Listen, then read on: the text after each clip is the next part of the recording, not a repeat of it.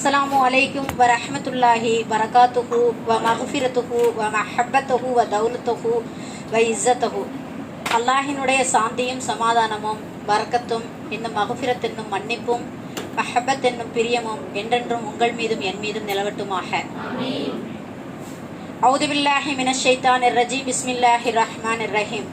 நஹ்மதுஹு வ நஸ்தஈனுஹு வ நஸ்தக்ஃபிருஹு வ நஊது பில்லாஹி மின் ஷுரூரினா அன்ஃபுஸினா மின் ஸய்யிஆத்தினா அஅமாலினா. மை யஹ்திஹில்லாஹு ஃபலா முலில்ல லஹு வ மை யுலில் ஃபலா ஹாதிய லஹு. வலா தக்ரபுஸ் ஸினா மா லஹர மின்ஹா வ மா பதன். நிச்சயமாக எல்லா புகழும் அல்லாஹ் ஒருவனுக்கே. அவனை நாம் புகழ்கின்றோம், அவனிடமே நாம் உதவியும் தேடுகின்றோம். அவன் யாரை நேர்வழி செலுத்தவில்லையோ அவரை வழிகெடுப்பவர் யாருமே இல்லை.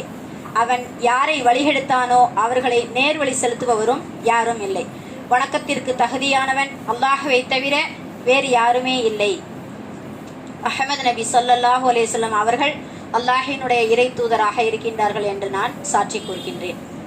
பேச்சுக்களில் மிகச் சிறந்தது அல்லாஹினுடைய வேதமாகும்.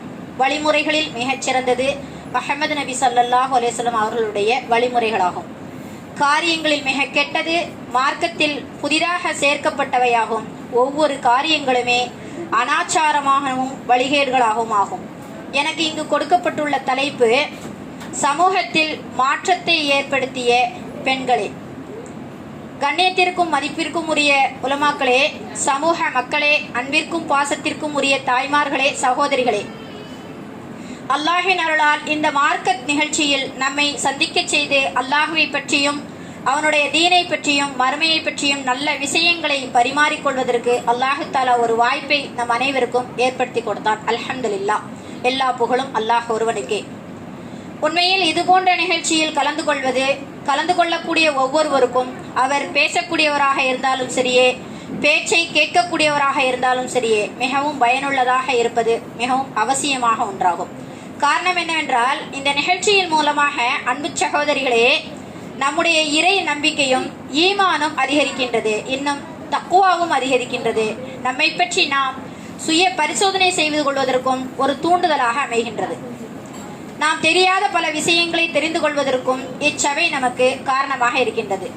தெரிந்த பல விஷயங்களை நாம் நினைவுபடுத்திக் கொள்வதற்கும், மார்க்கத்தில் நம்மிடத்தில் இருக்கின்ற பலவீனத்தை உணர்வதற்கும், இன்னும் நம்மில் இருக்கின்ற குறைகளை சரி செய்து கொள்வதற்கும் இது போன்ற மார்க்க உபதேச நிகழ்ச்சிகளில் கலந்து கொள்வது அவசியமாகும். அன்பு சகோதரிகளே, மிக முக்கியமான ஒன்று, மிகவும் அவசியமான ஒன்று கூட. அல்லாஹ் விரும்பக்கூடிய இந்த சபை என்பதை நீங்கள் அனைவரும் மறந்துவிடக்கூடாது.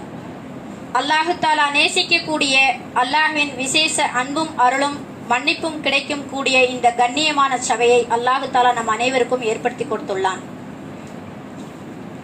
இதற்கு சமமாக ஈடாக இந்த உலகில் எது கொடுத்தாலும் உங்களால் பதவியையும் சமமாகவும் ஈடாகவே அறவே வாங்க முடியாது. அல்லாஹு சுப்ஹானஹு தஆலா நம் அனைவரையும் இங்கு ஒன்று கூட செய்ததற்கு அல்லாஹிற்கு எல்லா புகழும். இப்பொழுது நான் கேட்கின்றேன், சமூகத்தை மாற்றக்கூடிய பெண்கள் யார்? சொல்லுங்க. நாம தான் முதல்ல சமூகத்தை மாற்றக்கூடிய பெண்கள். அதை முதல்ல நீங்க அறிஞ்சுக்கிறணும். அன்றைய கால பெண்கள்ல சமூகத்தை மாற்றக்கூடிய பெண்கள் நிறைய சஹாபா பெண்கள் இருந்தாங்க. நபி ஸல்லல்லாஹு அலைஹி வஸல்லம் அவங்களுடைய காலங்கள்ல கூடவே வாழ்ந்து அவங்க அதை ஃபுல்லாமே நபி ஸல்லல்லாஹு அலைஹி வஸல்லம் அவங்க என்ன செஞ்சாங்க, என்ன வச்சாங்கங்கிறத தெரிஞ்சு அறிஞ்சு அதன் பிரகாரம் அவங்க பின்பற்றி வந்தாங்க. ஆனா நான் அன்றைய கால சஹாபா பெண்மணிகளை பின்பற்றி தான் நாம இன்றைய சமூகத்தை மாற்றக்கூடிய பெண்களாக ஆக முடியும். அந்த வகையில ராபியத்துல் பஸ்ரியா அலைஹி வஸல்லம் அவங்கள பற்றி யாருக்கு தெரியும்? நிறைய பேருக்கு தெரியாது. ராபியத்துல் பஸ்ரியா யாருன்னு கேட்டாச்சுன்னா ஒருத்தவங்க எங்க சின்னமானுக்குவாங்க, ஒருத்தவங்க எங்க மாமின்னு சொல்லுவாங்க. அந்த மாதிரிதான் இருக்கும், அப்படித்தானே? ஆனா ராபியத்துல் பஸ்ரியா அலைஹி வஸல்லம் அவங்க மிகச்சிறந்த ஒரு மார்க்கத்துல இறைவனுக்காகவே தன்னை தியாகம் செய்த ஒரு அடிமை பெண். அவங்க ஒரு அடிமையாகவே வாழ்ந்தவங்க தான். ராபியத்துல் பஸ்ரியா அலைஹி வஸல்லம் ஒரு அடிமையா வாழ்ந்தவங்க. அந்த அடிமையோட தன்னுடைய எஜமானர்களுக்கு என்னென்ன செய்யணுமோ அத்தனை கடமைகளையும் செஞ்சுட்டு அவங்க என்ன பண்ணாங்க அப்படின்னாச்சுன்னா, இரவு வணக்கம், அந்த எஜமானர் தூங்குனதுக்கு அப்புறம் தான் அவங்க இரவு வணக்கத்துல இறைவனை தியானம் செய்வதற்காக செய்வாங்க. இதை தெரிஞ்சுக்கிட்ட அந்த எஜமானர் என்ன செஞ்சார் அப்படின்னாச்சுன்னா, இந்த மாதிரி அவங்க எங்கேயோ போறாங்கல்ல, தினமும் எங்க போறாங்கன்னு பார்ப்போம்னு சொல்லிட்டு அந்த ராபியத்துல் பஸ்ரி அலைஹிஸ்ஸலாம் அவங்கள பார்க்கறதுக்காக வரும்போது அவங்க இரவு வணக்கத்துல இருக்கிறாங்க. அந்த இருட்டுல பௌர்ணமி நிலவு மாதிரி ஒரு வெளிச்சம் தெரியுது. அதை அவங்க வந்து பார்த்ததோட வந்து இப்போ இப்படி ஒரு பொலிவுடன் இருக்கக்கூடிய ஒரு பெண்மணியை நாம் அடிமையாக வச்சிருக்கிறோமா அப்படின்னு சொல்லிட்டு அவங்க என்ன செஞ்சிடறாங்க, நீங்க இனிமே சுதந்திரமாவே உங்களுடைய இறைவனை வணங்கலாம் அப்படின்னு சொல்லிட்டு அவங்க என்ன செஞ்சிடறாங்க, அந்த அடிமைத்தனத்துல இருந்து உரிமை விட்டுறாங்க. இப்படியே வந்து ராபியத்துல் பஸ்ரி அலைஹிஸ்ஸலாம் என்ன செஞ்சிடறாங்க, உரிமை விட்டதுக்கு அப்புறம் அவங்க நிறைய இபாதத்துகள்ல ஈடுபட்டு நிறைய அல்லாஹ்வுக்கு இது பண்ணி அவங்க எந்த ஒரு இதுவுமே செய்யாம அல்லாஹ்வை மட்டுமே அவங்க என்ன செஞ்சாங்க, வணக்கம் புரிந்து வந்தாங்க. ஒரு காலகட்டங்கள்ல அவங்களுக்கு இறுதி முடிவு நெருங்கி விட்டது. சக்கராத்தினுடைய நேரத்துல இருக்கிறாங்க. 2 சஹாபாக்கள் மாலிக் இப்னு தீனார் ரஹ்மத்துல்லாஹி அவர்களும் ரியாஸ் இப்னு கைஸ் ரலியல்லாஹு அன்ஹு அவர்களும், இவங்க 2 சஹாபாக்களும் ராபியத்துல் பஸ்ரி அலைஹிஸ்ஸலாம் அவங்களுடைய வீட்டிற்கு வர்றாங்க. வந்து அவங்களுடைய சக்கராத்தினுடைய இதை பார்த்துட்டு, உங்களுக்குன்னுட்டு ஏதாவது ஆசைகள், இறுதி ஆசைகள் இருக்குதா அப்படின்னு சொல்லிட்டு அந்த 2 சஹாபிகளும் கேட்குறாங்க. அவங்க கேட்டதோட அவங்க என்ன சொல்றாங்க அப்படின்னாச்சுன்னா, அவங்க சொல்லக்கூடிய ஒரு விஷயம், என்னுடைய பாவங்கள் ஃபுல்லா மன்னிக்கப்பட்டு நான் பாவமற்ற நிலையில மௌத்தா போகணும்னு சொல்றாங்க.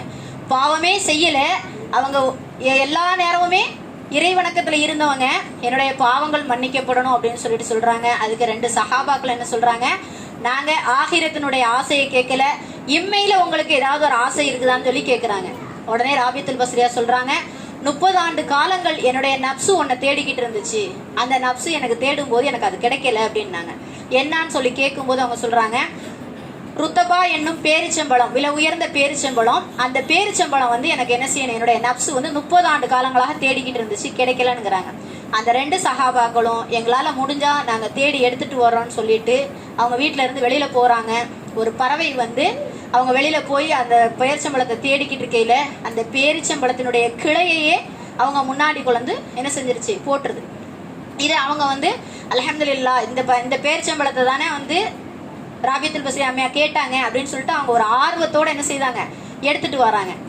அதை கொண்டு வந்து ராபியத்துல் பஸ்ரி அலைஹிஸ்ஸலாம் அவங்க முன்னாடி கொண்டு கொடுக்குறாங்க. கொடுக்கும்போது நாம இருந்தா என்ன செஞ்சிருப்போம், 30 வருஷ காலங்கள் கிடைக்காத பொருள் ஒண்ணு கிடைச்சா நம்ம என்ன பண்ணிருப்போம், அதுல போய் அப்படியே என்ன செஞ்சிருப்போம், ஒண்ணு விழுந்திருப்போம், இல்லைனா தொட்டிருப்போம், இல்லைனா சுவைச்சிருப்போம், இல்லைனா எதையாவது ஒண்ணு செஞ்சிருப்போம்ல. ஆனா ராபியத்துல் பஸ்ரி அலைஹிஸ்ஸலாம் அந்த 2 சஹாபியை பத்தி என்ன கேட்டாங்க தெரியுமா, இந்த பேரிச்சம்பழம் உங்களுக்கு எங்க இருந்து வந்ததுன்னு கேட்டாங்க. எந்த தோட்டத்துல இருந்து வந்தது அப்படின்னு கேட்டாங்க. அப்ப சொன்னாங்க, ஒரு பறவை வந்து இந்த மாதிரி எங்களுக்கு முன்னால கொண்டு இந்த மாதிரி போட்டுச்சு அப்படின்னாங்க. உடனே ராபியத்துல் பஸ்ரி அலைஹிஸ்ஸலாம் சொன்னாங்க, இந்த பேரிச்சம்பழம் வந்து எந்த தோட்டத்துல விளைஞ்சதுன்னே தெரியல, இது ஹலாலா ஹராமான்ங்கிறது கூட எங்களுக்கு தெரியல, அதனால இந்த பேரிச்சம்பழம் எனக்கு வேண்டாம் அப்படின்னு சொல்லிட்டு என்னுடைய ரப்பு என்கிட்ட பேசுறதுக்கு வந்துகிட்டு இருக்கான், நான் என்னுடைய ரப்புகிட்ட பேசணும், நீங்க கொஞ்சம் வெளியில போங்க அப்படின்னு சொல்லிட்டு என்ன செஞ்சுட்டாங்க, இந்த 2 சஹாபியும் வெளியில போக சொன்னாங்க. அதோட என்ன வந்துருச்சு அப்படின்னாச்சுன்னா, ஒரு அசரரி குரல் வந்துச்சு, யா ஐயத்துகன் நப்சுல் முத்துமைன்னத்து ஜிஹி இலா ரப்பிக்கு ராலியத்தி மர்லியா அப்படின்னுங்கிற அத்தியாயம் ஓதுற அசரரி அவங்களுக்கு வெளியில கேட்டுச்சு.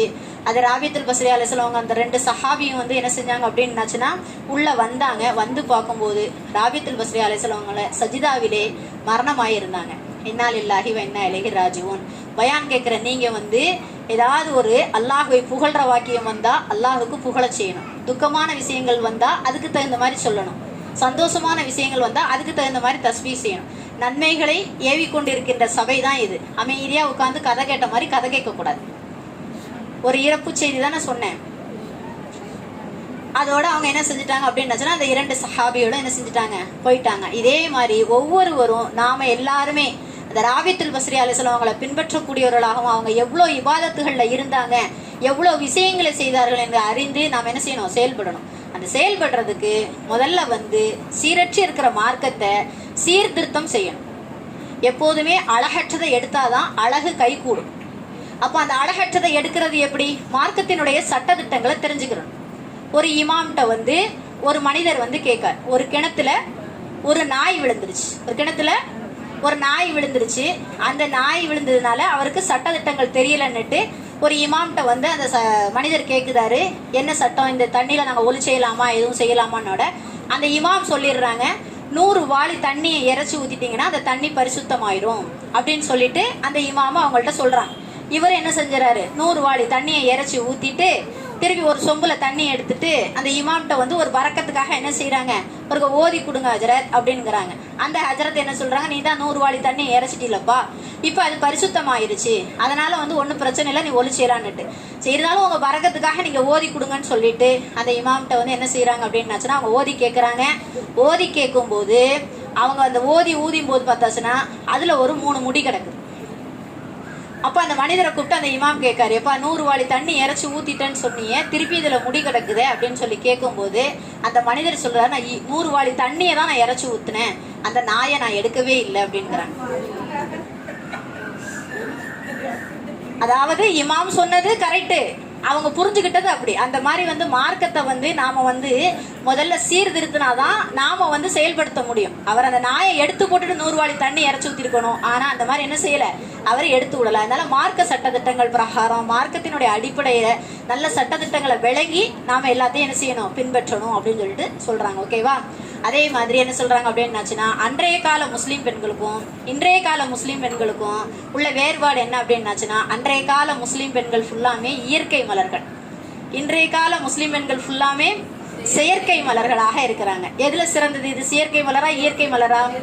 இயற்கை மலர். அந்த இயற்கை மலராகவே தான் நாம மலரணும், செயற்கை மலரா என்ன செய்யக்கூடாது, ஆகக்கூடாது. அன்றைய கால முஸ்லீம் பெண்கள்லாம் ஓய்வான நேரங்கள் கிடைக்கும் போது ஒலி செஞ்சு குரான் எடுத்து வச்சு ஓதுனாங்க. இன்றைய கால பெண்கள் குரானை ஓதுறாங்க.